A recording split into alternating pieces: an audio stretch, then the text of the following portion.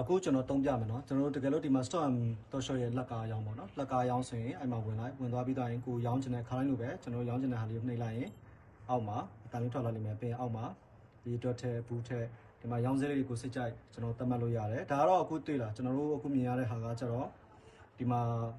ကိုသတ်မှတ်ထားတဲ့ဈေးဒါကကျတော့လက်ကားဈေးဒါကကိုသတ်မှတ်ထားတဲ့ short ဈေးဒါပေမဲ့ကိုကကြိုက်တဲ့ဟာနဲ့ကိုကြိုက်တဲ့ဈေးနဲ့ကိုတကယ်ထားလိုက်ပါ